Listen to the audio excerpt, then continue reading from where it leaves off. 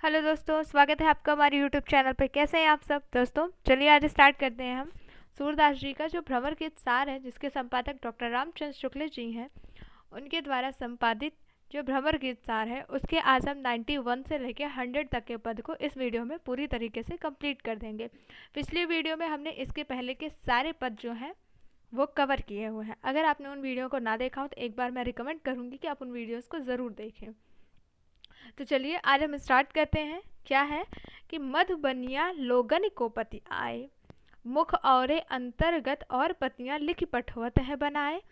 गोपियां इसमें उद्धव की धूर्ता का वर्णन करते हुए कहती हैं, मतलब उद्धव को थोड़ा सा उन पर खींच रही हैं, उन पर क्रोधित हो रही हैं और कह रही हैं कि मधुबनिया लोगन को पति आए, कि मधुबनी अर्थात मथुरा से, लोगन मतलब जो लोग आते हैं वो पति आए, अर्थात वो विश्वास के पात्र नहीं होते हैं। एक सखी दूसरी सखी से कह रही है कि हे सखी, जो मथुरा के लोग हैं वो विश्वास, उन पे हम विश्वास कैसे करें? वो विश्वास के पात्र ही नहीं है, वो विश्वास के योग्य ही नहीं है, क्योंकि मुख और अंतर्गत, क्योंकि इनके मुख पे कुछ और होता है और अंदर इनके कुछ और होता है, अर्थात इनकी करनी और कथनी में अंतर होता है। ये कहते तो कुछ और है और करते उसके जस्ट विपरीत हैं। और पतियां लिखी पठवत है बनाए, और ये ऐसा लगता है ना, जो मथुरा के लोग हैं सखी, वो जो पत्र है मतलब बनावटी पत्र भी वो लिख लेते हैं। अर्थात ये जो उद्धव हमको योग संदेश का पत्र लेके आए हैं, जो कहते हैं कि हमारे कान्हा ने हमको लिखवा के भेजा है, हमको तो लगता है कन्हैया ने नहीं लिखवा के भेजा है, बल्कि ये खुद ही अपने मन से कुछ भी उल्टा पुल्टा उस पत्र में लिख करके ये बनावटी पत्र लेके आए हैं। ज्यों कोयल सूत काग जियावत, भाव भगति भोजन ही खवावत।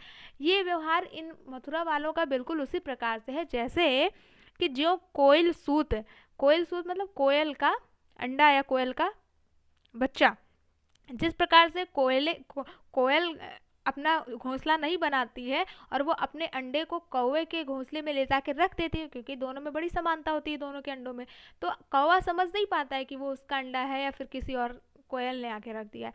वो उसको बिल्कुल अपने बच्चों के जैसा ही उसको सेता है, उसको प्रेम भाव से खाना दाना पानी जो होता है खिलाता है, अच्छे से उसकी सेवा करता है। और कुह कुहाए आए बसंत ऋतु, अंत मिले कुल अपने जाए। लेकिन जब बसंत ऋतु आती है तो जो कोयल का बच्चा होता है वो कूकने लगता है, और जब वो कूकने लगता है तो सबको पता चल जाता है कि वो कौवे का बच्चा नहीं बल्कि वो कोयल का बच्चा है, और अंत मिले कुल अपने जाए, और अंततः वो अपने कोयल वाले कुल में जा करके मिल जाती है, अर्थात अपने कोयल के पास चली जाती है, अपनों के पास उड़ जाती है। तो ये उसी प्रकार से, जिस प्रकार से कन्हैया जी को नंद बाबा और यशोदा मैया ने पाला पोसा, इतना बड़ा किया, उनको प्रेम से उनको भोजन खिलाया, उनके सुख दुख में उनका साथ दिया, लेकिन जब कृष्ण जी बड़े हुए तो वो नंद बाबा और यशोदा मैया को छोड़ करके अपने कुल में, अर्थात देवकी और वसुदेव जी के पास चले गए, अपने कुल में चले गए, और नंद बाबा यशोदा मैया को भूल गए, उसी प्रकार से जिस प्रकार से कोयल कौवे को भूल जाती है। जैसे मधुकर पुहूप बास, लैफिन न बूझे बातहूँ आए। सखियाँ कहती हैं कि हे उद्धव, बास फेरे न बूझे पातहूँ आए। जब से कृष्ण गए यहाँ से, वो सब भूल गए कि कैसे नंद बाबा यशोदा मैया ने उनको पाला पोसा, उनको इतना बड़ा किया, इस योग्य बनाया कि वो मथुरा के राजा बन सके। और वो मथुरा जा करके अपने कुल में, अर्थात देवकी मैया के पास अपने जा करके वो सबको भूल गए, हम सबको भूल गए, उनको तो हमारी अब याद भी नहीं आती होगी। सूर जहाँ लव श्यामगत हैं, 300 क्यों कीजिए लगाए। सूरदास जी कहते हैं कि गोपियाँ कहती हैं कि जहाँ लव श्याम गात हैं, 300 क्यों लीजिए लगाएं, कि जहाँ पे श्री कृष्ण जी हैं उनसे, मतलब वो अब हमें हमारी सुध क्यों लेंगे, वो हमसे अब प्रेम क्यों लगाएंगे श्री कृष्ण जी, अब तो वो जहाँ के थे वहीं चले गए हैं ना। तो इस प्रकार से इन पंक्तियों में गोपियाँ अपने मन की व्यथा बता रही हैं। नेक्स्ट चलते हैं। हरि है राजनीति बढ़िया है। अब इसमें एक सखी कृष्ण के व्यवहार पे और सखियों से व्यंग कर रही है, कहती है कृष्ण के व्यवहार को, कहती है कि हरि है राजनीति बढ़िया है। हे सखी, ऐसा लगता है कि जो कृष्ण जी हैं अब वो अच्छे से राजनीति पढ़ लिए हैं, मतलब राजनीति सीख लिए हैं। वो यहाँ थे तो कितने साधारण थे, छल कपट उनको आता ही नहीं था, राजनीति बिल्कुल नहीं करते थे। लेकिन जब से मथुरा गए अब लगता है कि उनको राजनीति में वो परिपक्व हो गए, पढ़ लिए वो राजनीति की भाषा। समुझी बात कहत मधुकर जो समाचार को छुपाए। तुमने कुछ समाचार सुना, कुछ बात समझ में आई तुमको उद्धव, कि जो हमारे कृष्ण हैं वो जब से मथुरा गए वो किस प्रकार से राजनीति करने लगे, कैसे तुम लोगों की तरह रह रह के वो भी छल कपट करने लगे। एक अति चतुर हुते पहुले ही अरुकर नेह दिखाए। पहले जब वो यहाँ थे तो चतुराई से उन्होंने हमारे मन को हर लिया, हमसे प्रेम का छलावा किया, और अब जो है वो वहाँ जा करके हमसे बिल्कुल सारा नेह नाता ही तोड़ दिया, हमारी सुध ही नहीं है उनको। जान बुद्धि बड़ो युवतिन को जोग संदेश पठाए। हम जान गए कि उनकी बुद्धि कितनी बड़ी है, हम तभी जान गए जब वो हम गोपियों को, हम वियोगिनियों को जब वो योग का संदेश तुम्हारे हाथ से भिजवाए तो हम समझ गए कि उनको कितनी राजनीति आने लगी, उनको मथुरा की हवा लग गई, समझ गए कि उनकी बुद्धि कितनी है। भले लोग आगे के सखीरी परहित डोलत जाए। एक सखी दूसरे सखी से कहती कि भले लोग आगे के सखी। हे सखी, पहले के लोग कितने सज्जन होते थे, कितने भले होते थे वो, कि एक दूसरे की भलाई के लिए वो अपने मन फेरी पाए जे चलत चुराए। वो इधर उधर लोगों की सेवा करना, लोगों की भलाई करने के लिए इधर उधर घूमते रहते थे, वे अपने मन फेरी पाइए जे हैं चलत चुराए। और यहाँ कृष्ण जी हैं कि एक तो हमारा मन चुरा के लेके चले गए, ऊपर से अब हमको योग संदेश सिखाने के लिए इन उद्धव महाराज जी को भेज दिए हैं। ते क्यों नीति करत आपुंजे और अनुरीत छुड़ाए। तो ऐसे लोगों से क्या नीति सीखना कि जो है औरन रीति छुड़ाए, जो दूसरों की ही रीति, दूसरों का ही प्रेम चुरा ले, दूसरों को ही प्रेम में पहले फंसाए, उस फंसने के बाद जब वो उनके प्रेम में फंस जाए तो उनको छोड़ करके वो भाग जाए, और भागने में ही संतोष नहीं है इनको। ये तो उद्धव के द्वारा निर्गुण ब्रह्म का उपदेश देने को भेजे हैं, तो मतलब समझ जाओ कि उनकी रीति कैसी है, उनके हृदय में क्या है, वो कितनी भलाई चाहते हैं हम सबकी। राज धर्म सब है भय सूर जहाँ प्रजा न जाए सताए। उनको इतना भी नहीं पता कि राजा का धर्म होता है कि जो सूरदास जी कहते हैं, गोपियाँ एक दूसरे से कहते हैं कि हे सखी, राजा का तो धर्म ही, राज धर्म ही यही है कि जहाँ पे राजा की जो प्रजा है वो राजा के धर्म से हमेशा संतुष्ट रहे, दुखी ना हो। लेकिन कृष्ण कैसे राजा हैं जो है कि ये हमको योग संदेश का उपदेश देने भेजे हैं, और इनको ये भी पता है कि इस संदेश से, इनके इस उपदेश के ज्ञान से, निर्गुण ब्रह्म के ज्ञान से हमें कितनी पीड़ा होगी, फिर भी उन्होंने ऐसा संदेश भेजा। तो वो उनका कैसा राजधर्म, कैसी उनकी नीति, समझ जाओ कि वो कितने बड़े राजनीतिक हो गए हैं। तो इस प्रकार से गोपियाँ उनके व्यवहार पे व्यंग कर रही हैं कृष्ण के। नेक्स्ट है, जोग की गति सुनत मेरे अंग आग भई।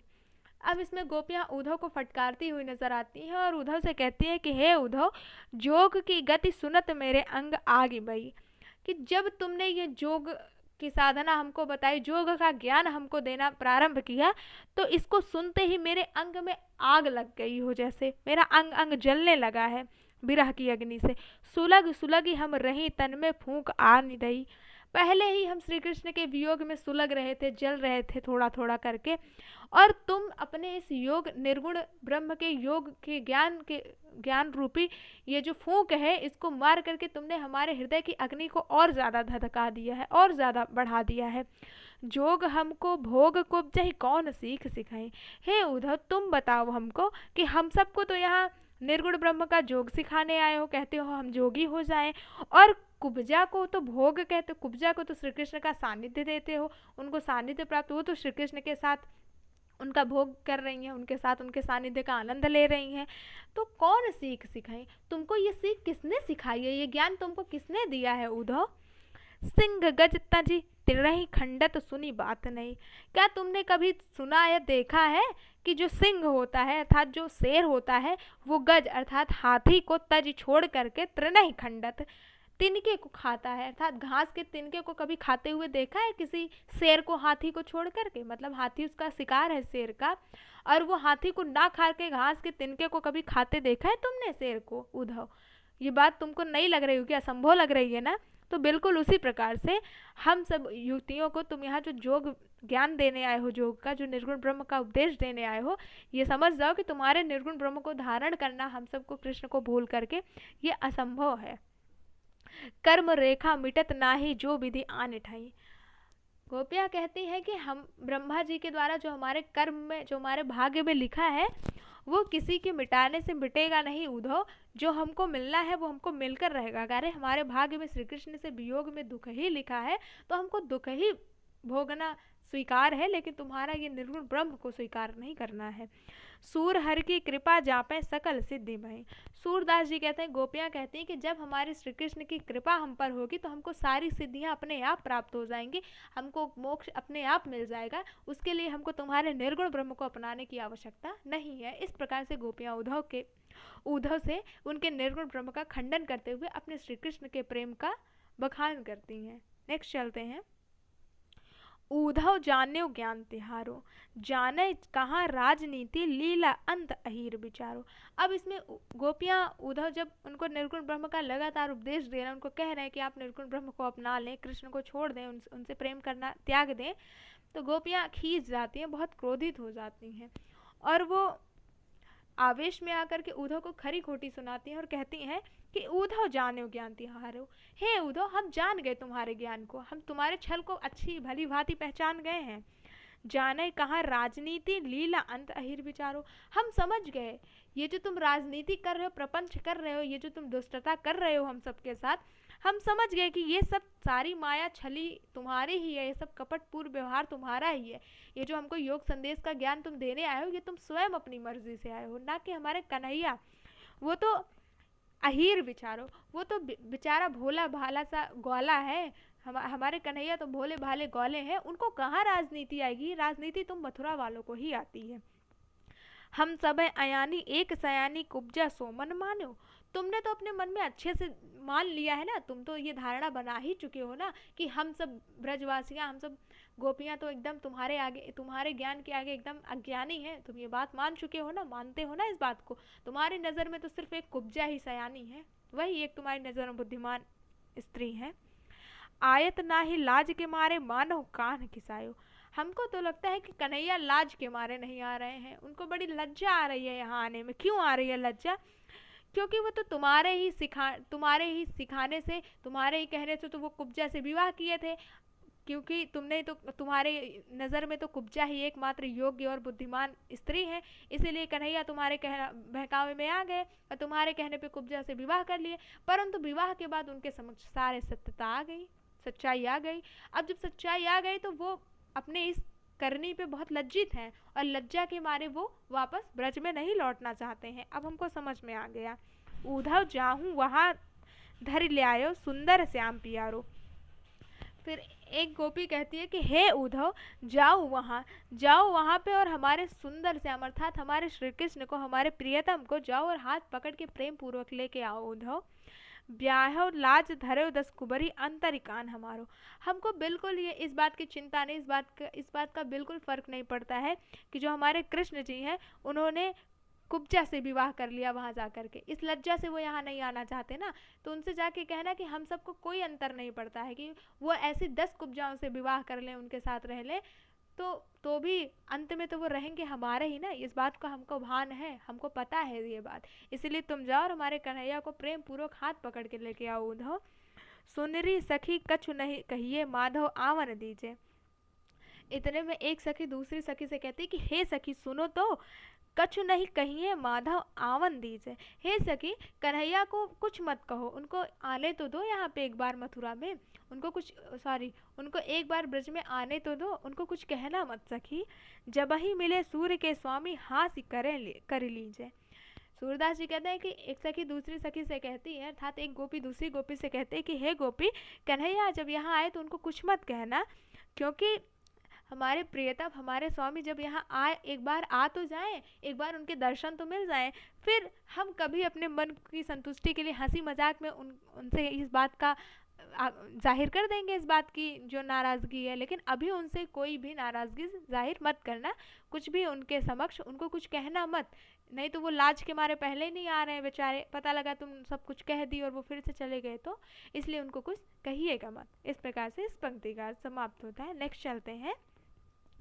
उर्मे माखन चोर गड़े, अल कैसे हो निकसत नहीं उद्धव तिरछे हैं जुआड़ो। अब इसमें गोपियाँ श्री कृष्ण के रूप का वर्णन उद्धव से कर रही हैं, उनके सुंदरता की, उनकी बनावट की बखान उद्धव से कर रहे हैं। कह रहे हैं कि उर में माखन चोर गड़े, हे उद्धव हमारे उर अर्थात हमारे हृदय में तो माखन चोर अर्थात कन्हैया जी गड़े हैं, अर्थात कन्हैया जी बसे हुए हैं। सारी गोपियाँ उद्धव से कह रही हैं कि हे उद्धव हमारे हृदय में तो हमारे श्री कृष्ण बसे हुए हैं, अल कैसे निकसत नहीं उद्धव, हे उद्धव हे भौरे हमारे श्री कृष्ण हमारे हृदय में ऐसे बसे हैं कि वो निकल नहीं सकते हैं, अब वो निकलते नहीं हैं, कैसे उनको निकालें हम अपने हृदय से।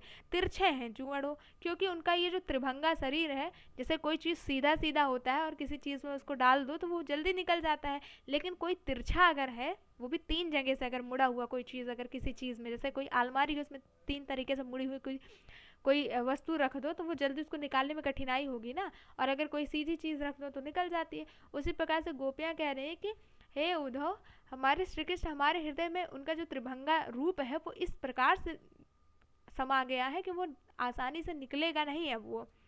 यद्यपि अहीर जसोदा नंदन तदपि न जात छड़े, यद्यपि कि हमारे जो श्री कृष्ण हैं उनका जो त्रिभंगा रूप है वो हमारे हृदय में ऐसा बस गया है कि वो निकलेगा नहीं। हमारे श्री कृष्ण तो वो हैं जो यशोदा मैया और नंद बाबा के प्यारे से ग्वाले थे, उनको हम इस प्रकार से नहीं छोड़ सकते हैं। वहाँ बने जदुवंश महाकुल हम ही न लागत बढ़ो। हाँ ये बात सत्य है कि वो मथुरा जा कर के देवकी, ये सिद्ध हो गया कि वो देवकी और वसुदेव के पुत्र हैं, और वो अपने कुल का नाम रोशन करके, वो अपने कुल की मर्यादा को प्रज्वलित करके वो मथुरा के भावी सम्राट बन गए, राजा बन गए वहाँ के। लेकिन हमको ये बात बिल्कुल अच्छी नहीं लगती है। उद्धव को वसुदेव देवकी हैं, को जान है और बूझ है, क्योंकि हमको वसुदेव और देवकी जी का जो पुत्र जो कृष्ण मथुरा में राजा बन के बैठे, हमको हमको कुछ लेना ही देना नहीं है, उनको तो हम जानते भी नहीं हैं। सूर्य श्याम सुंदर बिन देखे और न को सूझे, हम तो उन कान्हा को जानते हैं, उनसे प्रेम करते हैं जो यशोदा मैया और नंद बाबा के पुत्र हैं। सूरदास जी कहते हैं कि इस प्रकार से गोपियाँ उद्धव से कहते हैं कि हे उद्धव बिना श्री कृष्ण को देखे अब हमको और कुछ सुझाता नहीं, अर्थात बिना श्री कृष्ण के अब हमको कहीं कुछ अच्छा नहीं लगता है। जिस प्रकार से इस पंक्ति का अर्थ। नेक्स्ट चलते हैं। गोपाल ही कैसे कै हम देती, उद्धव की इन मीठी बातन निर्गुण कैसे लेती। अब इसमें एक सखी दूसरी सखी से अपने जो उद्धव निर्गुण ब्रह्म का संदेश देने आए हैं उस संदेश को सुन करके एक सखी अपने मन की व्यथा को दूसरी सखी से व्यक्त करते हुए कहती है कि हे सखी गोपाल ही कैसे कै हम देती। हे सखी हम अपने गोपाल को, अपने कृष्ण को कैसे दे दें इनको, अर्थात अपने श्री कृष्ण के प्रेम को कैसे त्याग दें, कैसे अपने कृष्ण को अपने हृदय से निकाल दें। उद्धव की इन मीठी बातन निर्गुण कैसे लेती, उद्धव की इन मीठी मीठी बातों में कैसे हम उनके निर्गुण ब्रह्म को अपना लें और इनके बदले अपने कृष्ण का त्याग कर दें, ऐसा कैसे हो सकता है सखी। अर्थ धर्म कामना सुनावत सब सुख मुकृति समेती। ये उद्धव हमको तरह तरह के लालच देते हैं, कहते हैं इनके निर्गुण ब्रह्म को अपना के हमको अर्थ काम धर्म मोक्ष की प्राप्ति होगी, सब प्रकार से सुख मिलेगा। जे व्यापक ही विचारत वर्णत निगम कहत है नेति। ये इतने व्यापक ब्रह्म की बातें हमको कहते हैं और जब हम इनसे उस ब्रह्म के बारे में कुछ पूछते हैं तो ये उस पर विचार करने लगते हैं। इनको तो पूर्णतः खुद ही अपने ब्रह्म के विषय में कुछ ज्ञात नहीं है। ताकि भूल गई मन मायू देखत जो चिच्चेती। क्योंकि जब हम उद्धव को देखते हैं और इनके निर्गुण ब्रह्म का बखान इनके मुख से सुनते हैं तो हमको कृष्ण की बड़ी याद आती है और उसमें हम सब कुछ भूल जाते हैं। फिर अपना हमारा चित्त तो सिर्फ श्री कृष्ण में लगा हुआ है। सूर्य श्याम तज कौन सकत है अलिका की गति एती। सूरदास जी कहते हैं, गोपियाँ कहती हैं कि हे उद्धव हम अपने श्री कृष्ण को कैसे त्याग दें, किसके लिए त्याग दें, क्योंकि हमारे तन मन की जो प्राण है वो तो श्री कृष्ण है, हमारे प्राण ना तो हमारे श्री कृष्ण ही है। तो इस प्रकार से इस पंक्ति का समाप्त होता है। नेक्स्ट चलते हैं। उपमा एक नयन गही कबिजन कहत कहत चली आए सुधि करी करी काहू न करें। अब इसमें गोपियाँ जो हैं अपने हृदय की विवशता को श्री कृष्ण के सौंदर्यपन से जोड़ करके उद्धव को अपने मन के विचारों को बताती हैं और कहती हैं कि उपमा एक नैन गही। हमारे आंखों में जो श्री कृष्ण की सौम्यता है, जो उनकी सुंदरता है, उसकी उपमा हम दे नहीं सकते हैं किसी अन्य चीज से। कविजन कहत कहत चली आए, सुधि करी करी काहू न करे। बहुत सारे कवियों ने बहुत प्रकार से चीजों की उपमा एक अन्य चीज, एक वस्तु की तुलना दूसरी वस्तु से की है, लेकिन हमारे जो श्री कृष्ण है उनकी सौंदर्यता की तुलना जो है वो कवियों की तुलना से परे है, वो उनकी तुलना से मिलान नहीं होता उनसे। कहाँ चकोर मुख विधु विन जीवन भंवर अनतः उड़ जात। कहते हैं कि हमारी आंखें चकोर के समान हैं। जिस प्रकार से चकोर पक्षी जो होता है वो चंद्रमा की चांदनी को ही वो देखता है, और अगर उसको एक दिन चंद्रमा की चांदनी ना मिले, उसकी शीतलता ना मिले, तो वो अपने प्राण त्याग देता है। परंतु हमारे श्री कृष्ण अगर हम चकोर के समान होते और हमारे श्री कृष्ण चंद्रमा के समान होते, तो फिर तो हमारे श्री कृष्ण जब से यहाँ से हम सबको छोड़ के गए हैं मथुरा, तो हम तो उनके दर्शन नहीं मिले, तो अब तक तो हमको प्राण त्याग देना चाहिए, फिर भी हम जीवित हैं, इसका मतलब हम चकोर पक्षी तो नहीं हैं। और भंवर, और लोग कहते हैं कि हम भंवरे जैसे हैं, अर्थात अगर हम भंवरे जैसे होते और हमारे श्री कृष्ण पुष्प जैसे होते, तो फिर हम उनके सौंदर्य रस का पान करने के लिए, जो भंवरा होता है वो पुष्प के पीछे पीछे उड़ जाता है। तो हमारे श्री कृष्ण जब से मथुरा गए हैं, हम तो भंवरा बन के उनके पीछे नहीं उड़ चले, इसका मतलब हम भंवरे भी नहीं हैं। हरिमुख कमल कोस बिछुरे तो ठाले क्यों ठहरात। श्री कृष्ण का मुख अगर कमल के समान, कमलवत जो श्री कृष्ण का मुख है, अगर उसमें हम भंवरे होते तो हम तो उड़ जाते ना, क्योंकि और हम यहाँ ठहरते ही नहीं, क्योंकि हमारा ठहराव तो, भंवरे का ठहराव तो पुष्प के पराग के पास ही होता है। खंजन मन रंजन जन जो पे कबहू नहीं सतरात। लोग कहते हैं कि हमारी आंखें खंजन पक्षी के समान हैं, जो कि मनोरंजन के लिए हैं, लेकिन अगर ऐसा होता कि हम, तो फिर हम श्री कृष्ण को लुभाने मथुरा चले जाते हैं, लेकिन ऐसा भी नहीं है। पंख पसारे न उड़त मंद है, समर समीप विकरात। तो हम इस जो ब्रज का वातावरण है, इसको त्याग करके हम मथुरा में ही बस जाते। अगर हम खंजन पक्षी होते तो उड़ करके हम उनके ही पास चले जाते और उनको तरह तरह के आचरण से उनको खिजाते, उनको अपने अपने सानिध्य में रख, उनके सानिध्य में हम रहते। आए बंधन व्याध है उद्धव जो मृग क्यों न पलाए।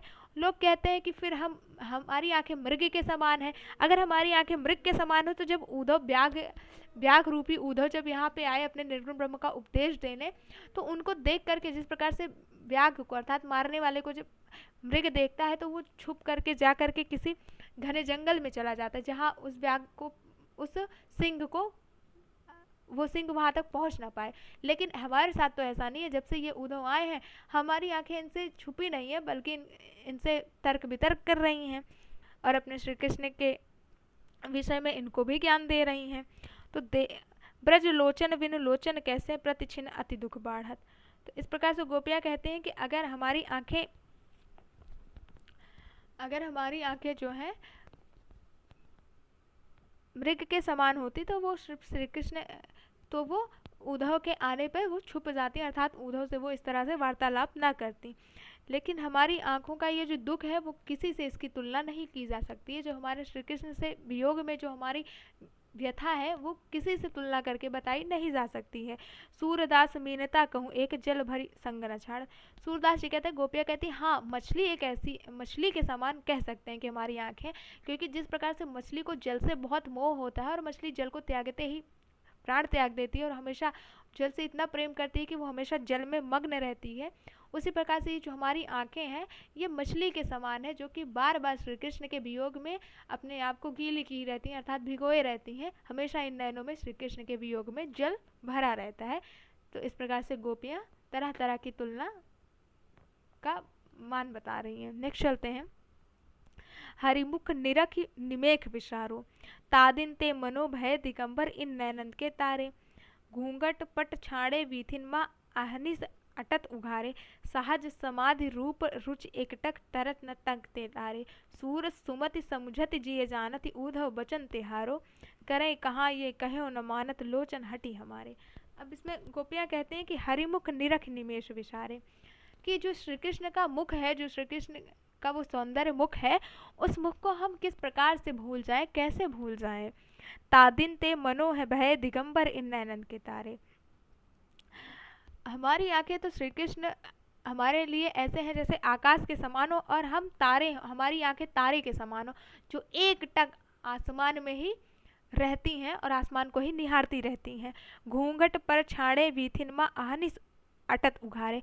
हमारी आंखों के ये जो पलक हैं, घूंघट रूपी ये जो पलक है, वो पलक झपकता ही नहीं है, और उघारी आंखें, नग्न आंखें जो है हमारी, वो मात्र श्री कृष्ण को ही देखना चाहती हैं। सहज समाधि रूप रुचि एकटक तरत नटकते तारे। जिस प्रकार से समाधि में लीन कोई योगी अपनी आंखों को परमात्मा में लगाए हुए रहता है, उसी प्रकार से ये जो हमारी आंखें हैं, एक टक श्री कृष्ण के रूप का देखती रहती हैं और बिल्कुल अपनी अपनी नज़र इधर से उधर नहीं करती। सूर सुमति समझत जिये जानत उद्धव बचन दिहारो। गोपियाँ उद्धव से कहती हैं, सूरदास जी कहते हैं, गोपियाँ उद्धव से कहते हैं कि हे उद्धव, हम तुम्हारे जो तुम वचन कह रहे हो, जो तुम बातें हमको बता रहे हो, उसको हम सुन रही हैं और समझ भी रही हैं, लेकिन हम क्या करें, करें कहाँ, ये कहो न मानत लोचन हटी हमारे। हम क्या करें उद्धव, हमारे वश में नहीं है, क्योंकि ये जो हमारी आंखें हैं ये बहुत हटी है, ये श्री कृष्ण के अतिरिक्त किसी और को देखना ही नहीं चाहती हैं। ये सिर्फ एक टक लगा के लगातार निरंतर सिर्फ श्री कृष्ण में ध्यान लगाए हुए रहती हैं। इनको सिर्फ श्री कृष्ण के रूप का दर्शन करने हैं, उन्हीं की आस लगाए हुए हैं कि कान्हा कब आएंगे और कब हम सबको दर्शन देंगे। तो इस प्रकार से इस पंक्ति का समाप्त हुआ। नेक्स्ट चलते हैं। दूर करहु बीना करे धरिबो, मोहे मृग नाही रत हाक्यो, नाहिन होत चंद को ढरिबो।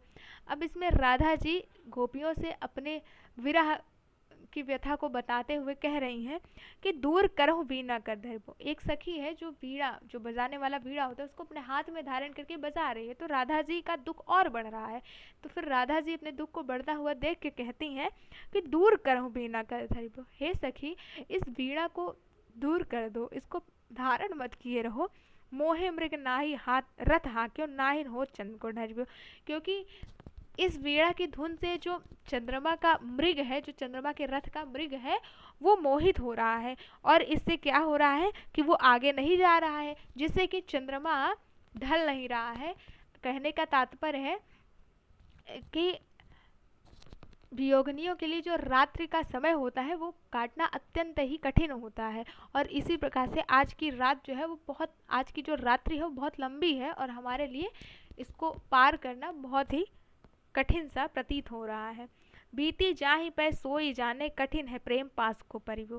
राधा जी कहती हैं कि हे सखी, ये जो प्रेम का रोग होता है, इस प्रेम ये बहुत कठिन होता है।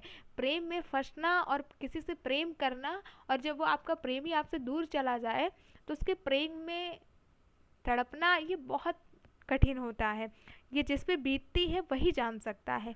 जब ते बिछुरे कमल नैन, सखी राहत न नैन नीर को गरीबो।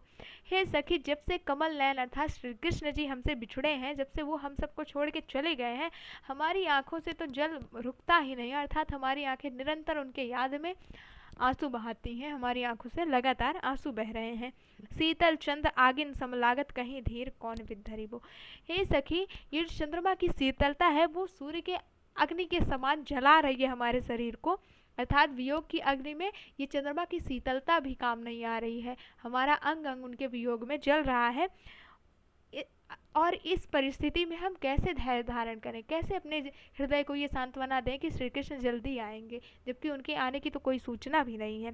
सूरदास प्रभु तुम्हारे दरस बिन, सब झूठों जतन को करीबो। सूरदास जी कहते हैं कि राधा जी गोपियों से कहती हैं कि हे सखी, बिना श्री कृष्ण के दर्शन के तो अब ये सारा संसार ही मिथ्या लगता है, कुछ अच्छा नहीं लगता है। जब वो करीब थे तो सब अच्छा लगता था, जब वो पास थे, और जब से वो हम सबको छोड़ के गए हैं, कुछ भी उनके वियोग में हमें अच्छा नहीं लग रहा है। इस प्रकार से इसका है नेक्स्ट है, और ये सबसे लास्ट है, और इसके बाद हम सूरदास के बाद अब हम जो है तुलसीदास जी के द्वारा जो रामायण पाठ का जो उत्तर कांड, सॉरी सुंदर कांड है, जो हमारे सिलेबस में है यूपीएससी के, उसको हम इसके बाद शुरू करेंगे। तो चलते हैं लास्ट पे। अति मलिन वृषभानु दुलारी। इसमें क्या है कि गोपियाँ राधा जी के शारीरिक जो मलिनता है, वियोग का वियोग की वजह से जो उनकी स्थिति हो गई है, उस स्थिति का बड़ी मार्मिकता से वर्णन करते हुए कहती हैं कि अति मलिन वृषभान दुलारी, कि हे सखी वृषभान दुलारी अर्थात ये जो राधा जी हैं वो अत्यंत ही मलिन हो गई हैं।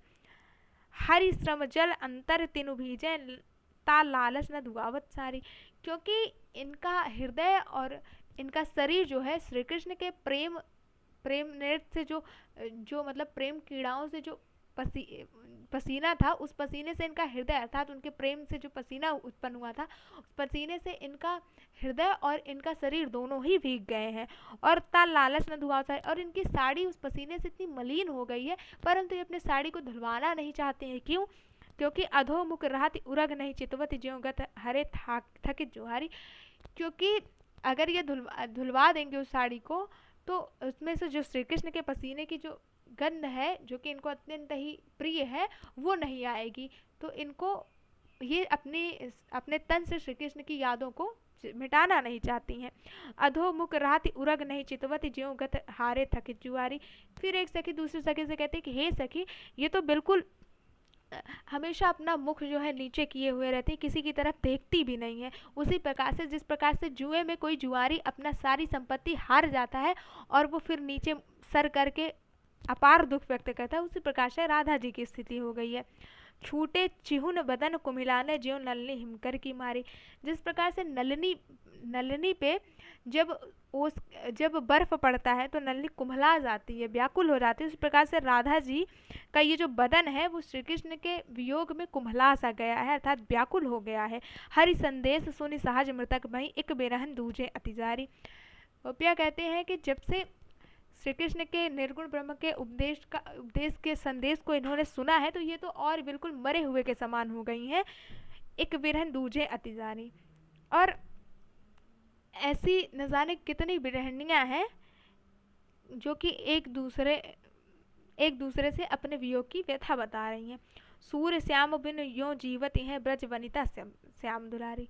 सूरदास जी कहते हैं, एक सखी दूसरे सखी से कहती है कि किस प्रकार से श्री कृष्ण के वियोग में ब्रज की सारी गोपियां जो हैं कैसे जीवित हैं, कैसे उनके वियोग में तड़प तड़प करके भी वो अपने प्राण नहीं त्याग रही हैं और घुट घुट कर जी रही हैं। तो ये उनके लिए अब जीना असहाय हो रहा है, अर्थात उनके लिए अब जीना दुष्कर हो रहा है। अब तो उनको श्री कृष्ण के दर्शन का अत्यंत ही इंतज़ार है। तो इस प्रकार से इस पंक्ति का अर्थ समाप्त होता है और आज के लिए बस इतना ही था। नेक्स्ट हम तुलसीदास से चलेंगे, तब तक के लिए जय हिंद दोस्तों।